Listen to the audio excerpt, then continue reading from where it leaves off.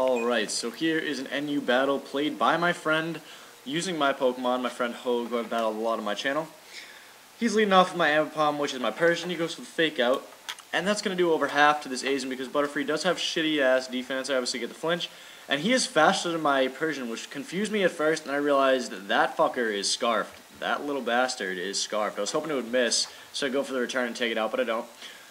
Actually, Hoge's playing. What the fuck? So he's me, and I'm him, and you're him, and I'm you, and everything else. And he goes for a Swords Dance on the switch as Hoge goes into Titanic, the fucking Regice. That's what that legendary thing is. I don't use this Pokemon ever because it's legendary, and a lot of people don't like facing the legendary Pokemon like that, so I don't use it.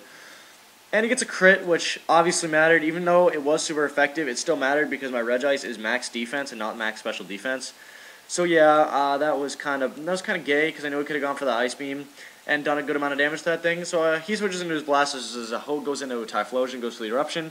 Is going to do a lot because this is a water Pokemon, obviously not very effective. Still did a decent amount though due to the fact that Typhlosion has massive special attack stat. So Hoge goes into Credillia, and I predicted the Toxic here. I predicted that shit, and he fucking said no. He predicted the Surf. He was wrong, that little bastard.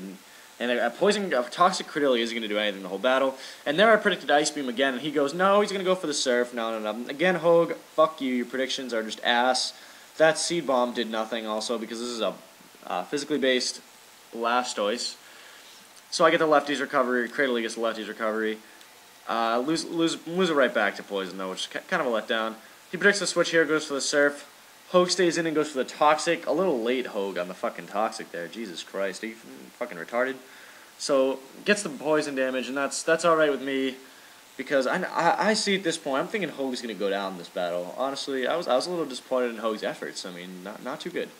So, Hoge goes back into Persian, pretty much his Death Fodder, thinking that Surf would do a little bit more than that, but it did under half, which was good and bad at the same time, I guess. I don't know, could not tell you, but he withdraws, predicting the Wake Up or to set up more with Ursaring, and I thought he was going to go into something else, but he does go into Ursaring, pretty much just to set up another Swords Dance on the switch, but he goes for the Facade straight up, and it does nothing to Cradillia. Actually, holy shit, it did a lot. Alright, so Cradillia goes down, holy fuck, forgot about that. Had this battle last night, must have been exhausted watching this shit. I mean, who wouldn't? This battle's boring as hell. But Hoge goes for the Hidden Power, predicting the switch back into Blastoise. He doesn't switch. That is a pitiful amount because it's not Specs, it is Scarf. And Ursaring's just going to go for the Earthquake and take Typhlosion out. I think the reason he didn't switch was because he thought he was going to be faster, because he thought I was going to be Specs, or something like that. And yeah, so Typhlosion goes down after the HP Grass fail.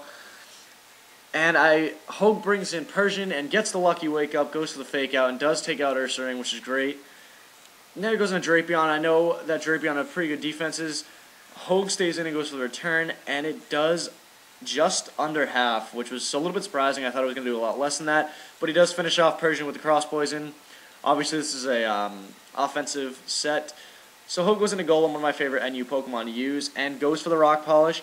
And at this point, we realized that it was definitely Scarf, this Butterfree, because there's no way that Golem would have been outsped after a Rock Polish by a Butterfree.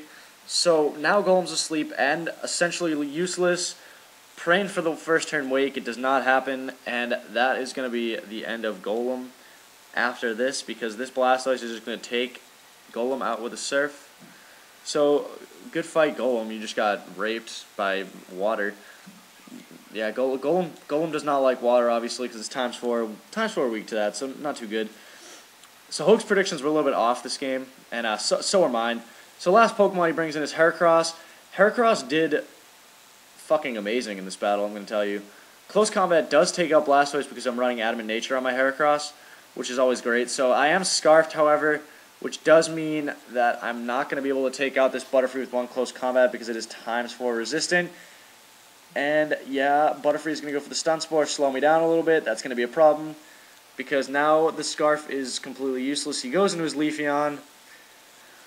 Hoge goes for another Close Combat because that's the only thing he can do. By this time, our defenses are just shit. Heracross can't take a hit, and it slows balls. It almost takes out Leafeon, though, which is pretty impressive.